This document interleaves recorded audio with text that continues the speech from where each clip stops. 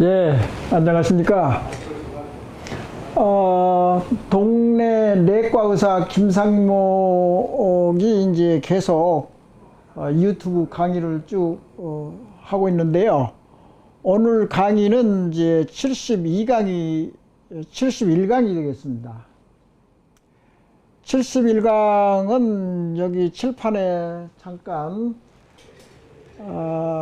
보면은 지금 유안부 NGO, 유안부의 사회 이제 복지재단 단체의 후진성을 적나라하게 보여주는 시점이고 그런 시사성이 있습니다.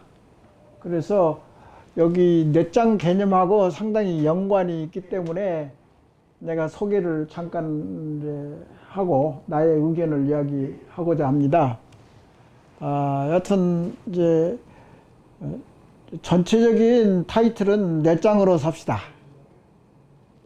그러니까 카멘트를 하게 되면은 신바람 강의며 조용한 신바람 강의라고 옛날에 이야기했을 거예요. 시끄러운 신바람이 아니라 조용하게 미소 짓고 담소하게 미소를 짓는 그런 당당함, 자부심이 알차게 알맹이가 우리 뇌 속에 잘 심어져 있는 상태, 넷장을 이제 만들자, 이제 그렇게 해서 했고, 이 타이틀이 아직도 굉장히 생소하지만은 상당히 의의가 있는 넷장이라는 단어인데요. 가만히 생각해 보니까 이것도 하나의 그 재미있더라고요. 넷장이 뭐냐? 코리안 브레인 스트롱 앤드 소프트. 그렇게 한번 내가 영어로 이제 한번 이제 풀어봤는데, 그러니까 여기서 이제 우스갯소리는 아니고 정말 이건 심각한 이제 아이디어인데, 여기 이제 보면은 KBS, KBSS. 영어로 하면 이제 KBSS가 이제 머릿말로 이렇게 기억하기가 좋잖아요. 근데 넷장은 강하고 정직하고 또한 긍정적이고, 그러니까 나는 이제 이 넷장으로 삽시다 해서 되도록이면은 부정적인 생각을 이제 논하지 않고 항상 좋은 것만 논하고, 그렇지만 자아 탐구라는 개념이 있어서는 자기의 긍정적인 거, 부정적인 거, 결점, 장점, 자기의 이제 인간성이랄지 국민성이랄지 의식구조의 장단점을 되도록이면 객관적으로 탐구하는, 그게 자아의 탐구입니다. 그러니까 나중에 또 계속 자아에 대해서 중요한 부분이고 핵심이기 때문에 다시 또 강의에 이어지겠습니다만은, 어떻든 지금 서브 타이틀에서 유안부 문제가 지금 우리 사회에 많이 대두되고 있는데, 저의 NGO, 그러니까 사회봉사기관을 내가 LA에 있을 때, 미국 사회에서 LA에 있을 때 건강정보센터라는 그 단체를 설립을 했는데, 그때 굉장히 나하고 같이 힘을 합친 분이 이 김영옥 대령이라고, 이제 아실 분은 아실 겁니다. 이분하고 같이 아주 그 NGO 단체를 이제 만들었습니다. 그게 1984년도죠. 그러니까 벌써 뭐 20년은 안 됐더라도 상당히 20년이 아니죠. 벌써 뭐 3, 40년 전에 제가 미국에서 대한민국의 어떤 NGO 단체보다도 굉장히 기간적으로 보면 내가 40대 초반에 만들었으니까 3, 40년 전이라고 이게. 이분이 이제 돌아가셨지만은 이제 전쟁의 영웅이란 사람이 이제 김영옥 대령인데, 하여튼 이분하고 서로 교우 관계랄지 서로 같이 활동하는 NGO 활동에 있어서 한 10년의 경험을 하고 지내신 분이에요. 그래서 내가 한국에 도착해서 그 후로 돌아가셨는데, 이분이 참 전쟁 영웅이고, 그래서 이제 그 본받을 점이 많아요. 굉장히 온화하고. 그리고 이분이 이제 건강정보센터에도 관심이 있지만은, 그때는 이제 이분이 이제 소수민족, 그 라티노, 그러니까 멕시코 계통, 또 중국계 미국인, 일본계 미국인, 그런 사람한테 굉장히 이제 이름을 알린 사람입니다. 이 사람이 2차 대전 때의 자기 부하가 대부분의 미국에 살았던 일본계 미국인이었습니다. 그래서 이제 미국 일본이나 중국 커뮤니티에 알려주는데, 이제 LA에 이제 우리 LA 교포가 자꾸 늘어나니까 우리에서 이제 사회적인 문제가 있고, 그래서 제가 이니셔티브로 해서, 내가 의사이기 때문에 건강정보센터가 필요하다. 적극적으로 도와주고 굉장히 활동을 많이 해가지고, 그래서 내가 미국에서 NGO로 저기 단체를 설립하고 운영을 해보고 경험이 있습니다. 그래서 여기 이제 우리나라 지금 문제가 되고 있는 단체의 후진성은 뭐냐 하면은, 알기 쉽게 이야기하면은, 이제 내가 기억을 되돌려 보면은, 단체에 있어서는 이사진이 중요합니다. 예를 들어서 이사가 뭐 5명도 되고 7명도 되고 뭐 11명도 되고 그럴 수 있는데, 어떤 조직이든지 이사진이 있는데, 이사진에서 제일 이제 우두머리가 된 사람이 이제 이사장이죠. 근데 이사장이 설립을 하게 되면은 자기 개인이 돈을 내는 경우는 미국에서는 거의 없고, 사비로 낸다든가 사적인 면이 전혀 없고 공적인 그런 것이 많아요. 그래서 미국의 NGO 운영은 항상 이사하고 이사진이 이제 자기의 본업을 낮에 일을 하고, 본업의 일을 마치고 나서 예를 들어서 오후 6시, 7시, 9시 정도에서 서로 모아가지고 토의를 하고 운영 회의를 미팅을 하고, 그런데 결국은 거기서 녹을 받아 먹는 그런 단체의 녹을 받아 먹고 월급을 받고 있는 사람들은 사무총장이랄지 간사랄지 그런 직원들이 있습니다. 그 사람들은 이제 그 단체에서 월급을 주는 거죠. 근데 이제 여기 우리나라에 이제 가만히 이제 뉴스를 보니까 위안부에서 그 단체에서 비리라는 것은 결국은 예를 들어서 이런 거죠. 우리나라에서 이제 상임 이사랑 분이 있잖아요. 그러면 그분이 그것을 월급을 받기도 하고 사적으로 일을 하고 고용되어 가지고 직원으로서, 그런 사람들은 결국은 월급을 받고 그렇게 적절하게 활동을 하면 되는 겁니다. 근데 이사나 이사장은 자기의 이익을 충족시키다든가, 거기 이제 단체를 운영하면서 자기가 돈벌이 한다든가, 식구를 먹이 살려든가, 뭐 자식을 대학 보낸다든가, 그런 일은 절대 거의 없습니다. 내 생각으로는. 남은 시간을 일부러 내가지고, 그러니까 자기가 관심을 갖고 자원봉사하고 이제 그러니까 이 월급이나 거기에 대해서 이사한다고 해서 뭐 월급이 나오는 것도 아니고 사회를 위해서 일하는 사람이기 때문에 항상 그 운영 방침이 사하고 공이 항상 이렇게 구분이 잘 되어 있어요.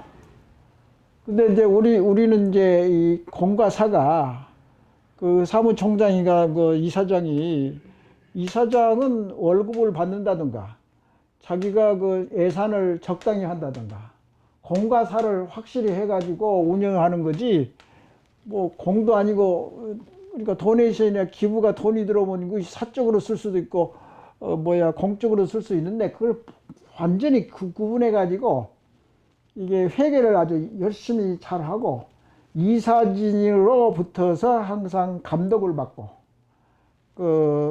감사 활동이 또 중요하고 그렇게 해서 아주 그게 많이 발달된 선진국 NGO 단체를 내가 일으키고 운영해보고 관리해보고 해본 경험을 내가 이야기를 하는 겁니다. 그래서 우리나라의 NGO하고 미국의 NGO는 다르다. 미국은 역시 자본주의 사회이기 때문에 자본주의에 기업이나 자본주 부자들의 너무나 쏠림 현상이 많습니다. 그래서 그것을 자본주의의 결점을 보완하기 위해서 엄청나게 많은 옛날 100년, 200년 전부터서 이 NGO 이 활동이 굉장히 강합니다. 돈도 많이 축적이 돼 있고.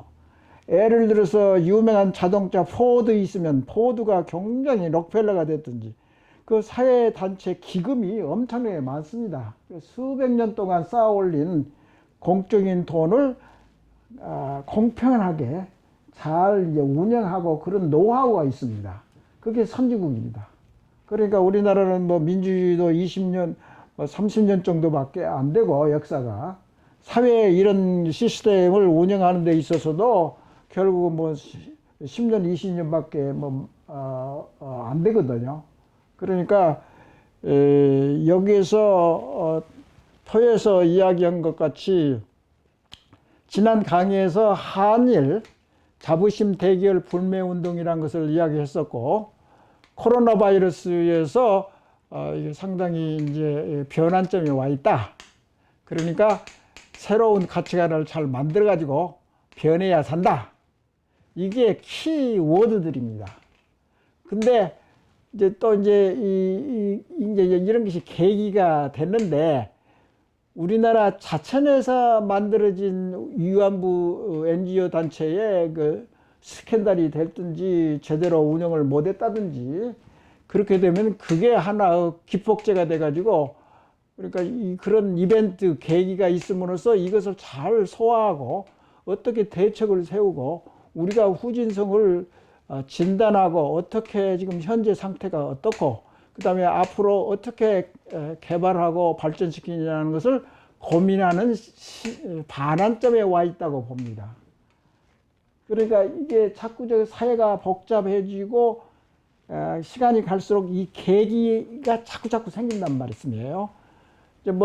지금 현재까지는 한미 방위비 분담, 갈등, 또 우리 자체에서 일어난 문제, 한류 문화랄지, IT의 발전이랄지, 그 다음에 NGO의 단체의 운영의 문제점.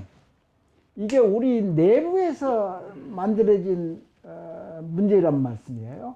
그 문제를 해결하는 전환점에 생각하면은 내장 개념으로 이것도 풀 수 있다. 이제 그 말씀입니다. 내가 이야기하는 요점은.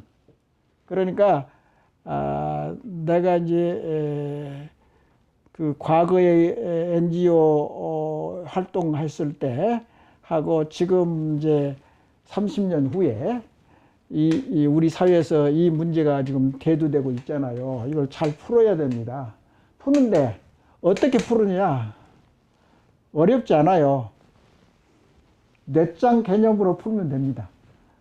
난 미래지향적으로 이런 포괄적인 컨셉트, 개념을 미리 알려주는 거예요. 그래서 우리의 의식 수준을 끌어올리자.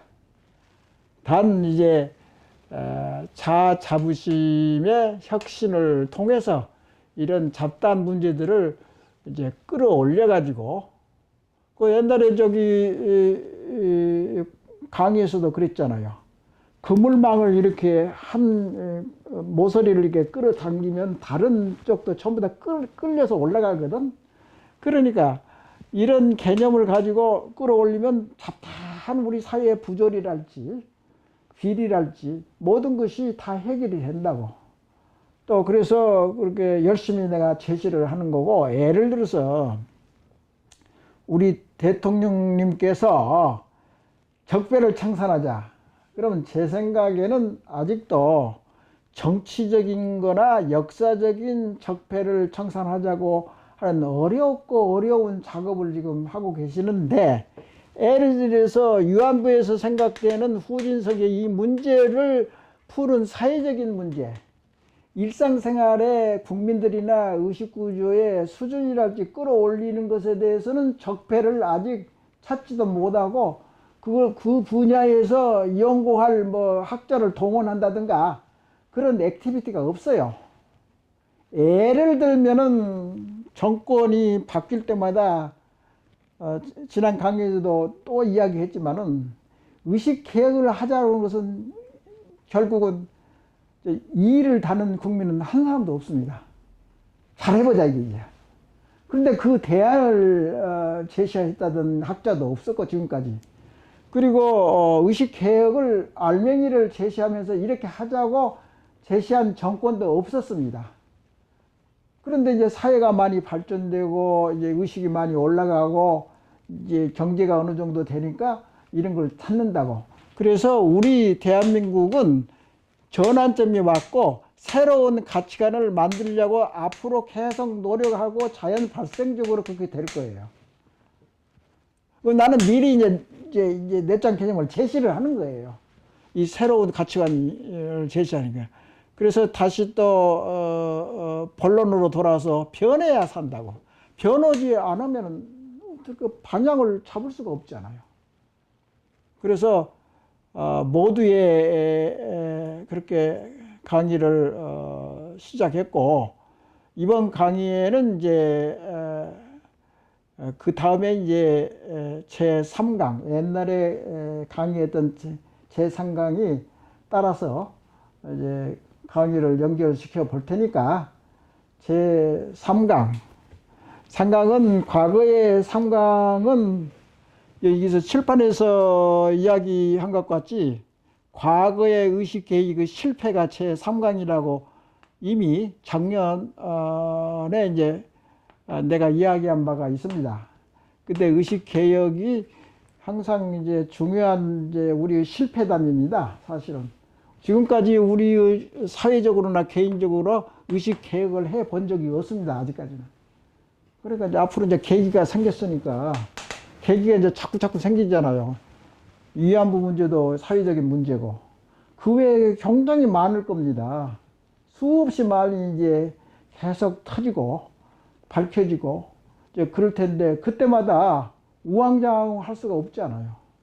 그러면 이미 내가 셋업, 확립시킨 내장 개념을 이용하면은 모든 것이 잘 풀리는 계기가 되고, 또 대안이 될 수 있고, 또 화두가 될 수 있는 그런 개념이니까 그렇게 이해해 주시고, 너무나 이제 어려운 강의인지 좀 잡다한 조금 정리가 덜 된 그런 강의인지는 몰라도, 그래도 여튼 계속적으로 우리가 이제 변해야 살고 새로운 우리의 필요한 가치관을 서로 사회에서나 개인적으로나 국가적으로 그걸 잘 연마하고 고민을 해야 될 겁니다. 이번 강의는 이걸로 마치겠습니다.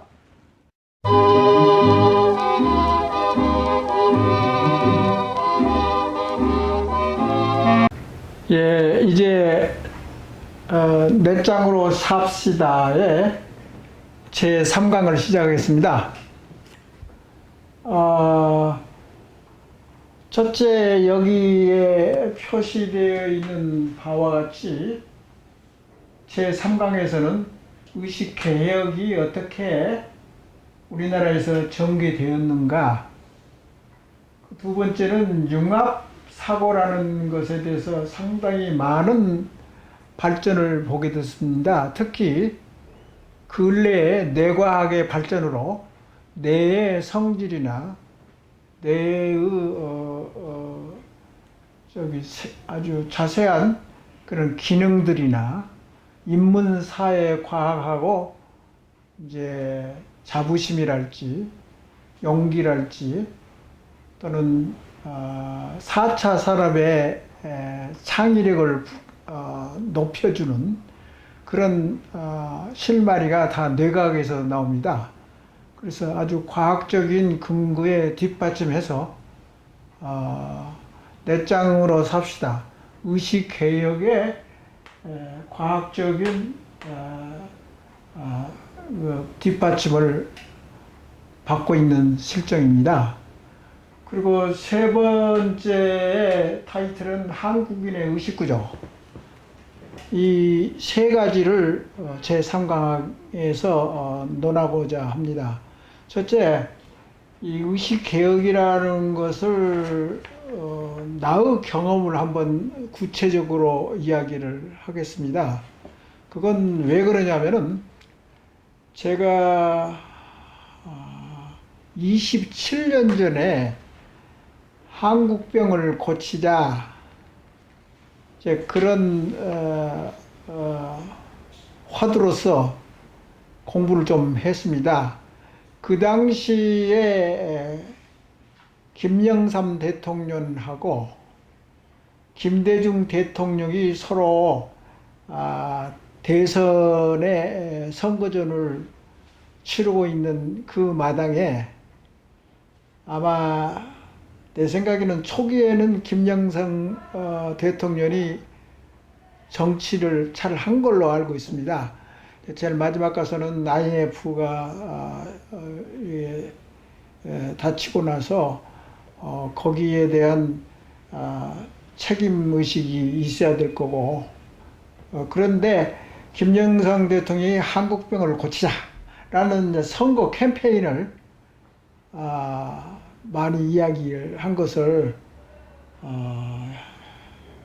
거의 30년 전에 젊은 독자들은 그것을 잘 체험하지를 못했을 겁니다. 근데 그때 의식개혁을 하자. 그때 제가 상당히 관여를 해서 국가 발전을 위해서 조금 공헌을 했다고 자부심을 가지고 있습니다. 그런데 이제 예를 들어서 정치는 좋은 거나 나쁜 거나 대한민국의 국민성이 나쁘면 나쁜 것을 고치고 그 대안을 제시하고 서로 신중하게 해야 할 텐데 김영삼 대통령이 이제 한국병을 고치자는 것을 이제 표를 모으기 위해서 그런 것을 많이 이제 이야기를 했는데 그 당시에 김대중 그 라이벌인 김대중 대통령께서는 그 한국병이라는 나쁜 의식구조는 결국은 김영삼 정부나 김영삼 거기 당의 병이다. 우리하고는 아무 관계가 없다. 그러니까 같은 문제의식을 놓고 서로 토의하고 고민을 해야 되는데 너는 틀렸다. 네가 문제가 있는 거지. 나하고는 관계없다. 거기서부터 이제 시작을 한 겁니다.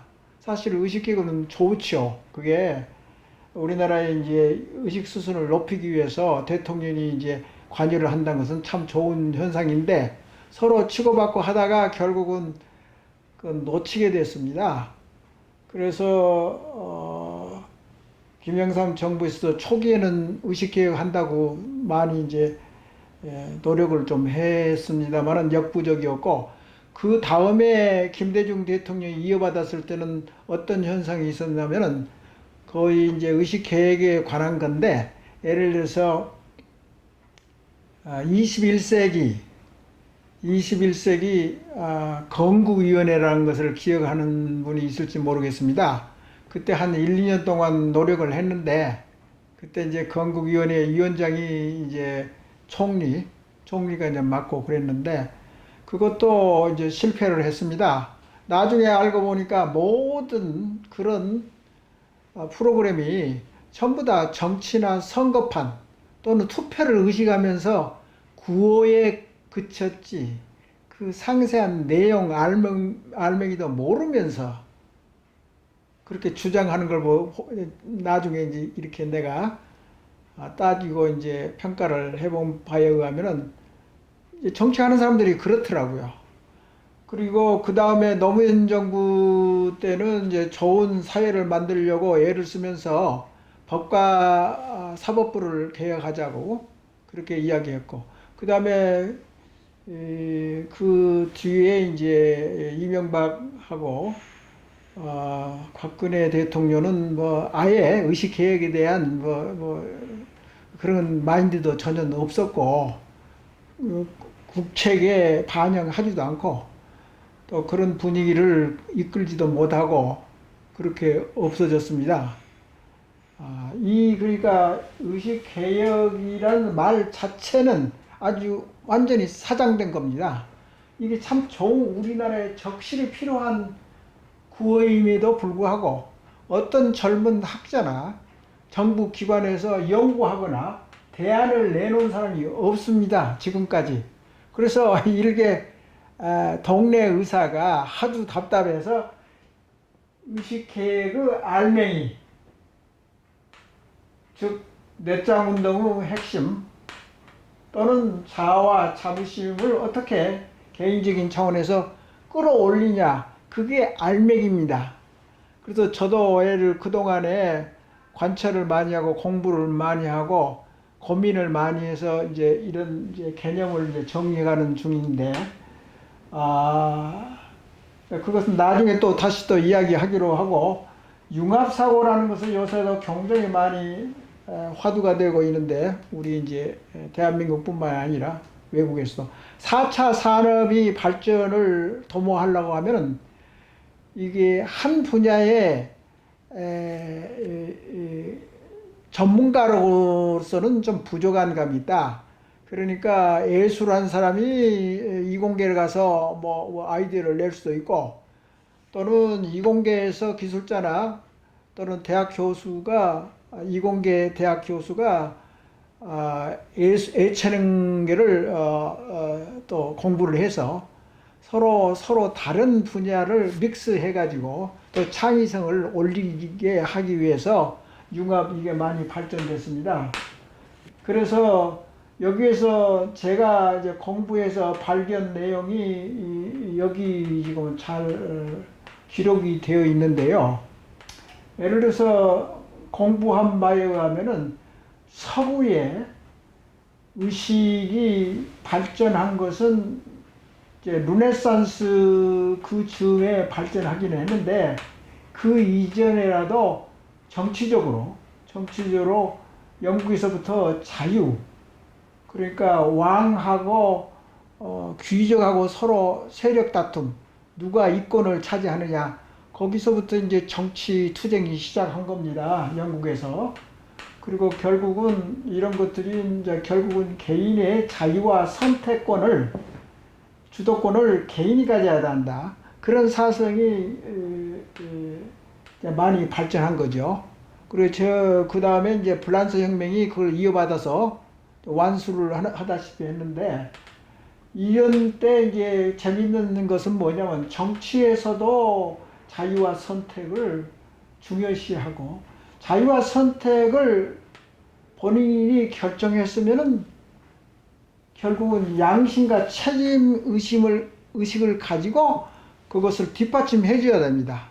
그 자유만 계속 누리고 거기에 대해 따르는 부과되고 따르는 책임의식이 없으면 아무 소용이 없는 겁니다. 그게.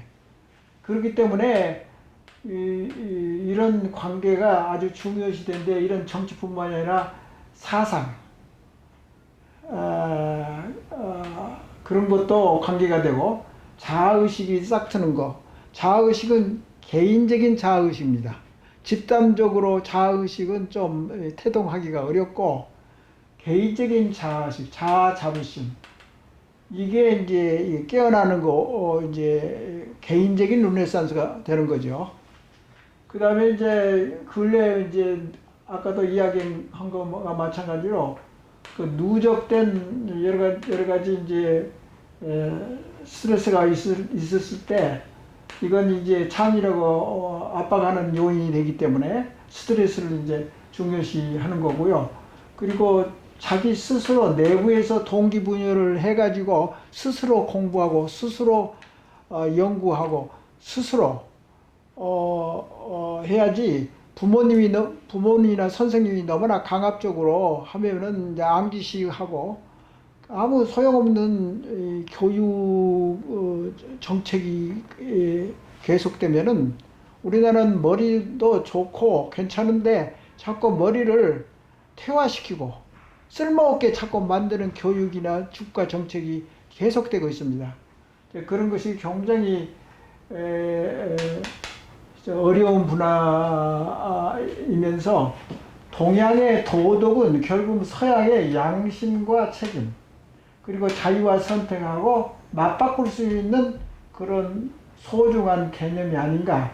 그러니까 동양 사고와 서양 상호를 융합을 하면은 더 좋은 창조적인 그런 대안이 나올 수 있다는 그 의미로 지금 융합사고라는 걸 강조하면서 이야기를 하고요. 그리고 근래에 이제 다른 분야의 융합, 통합 그런 학문이 많이 발전하고 있으니까 그건 좋은 일이죠. 그 다음에 마지막으로 한국의 의식구조를 보면은 저는 말이죠.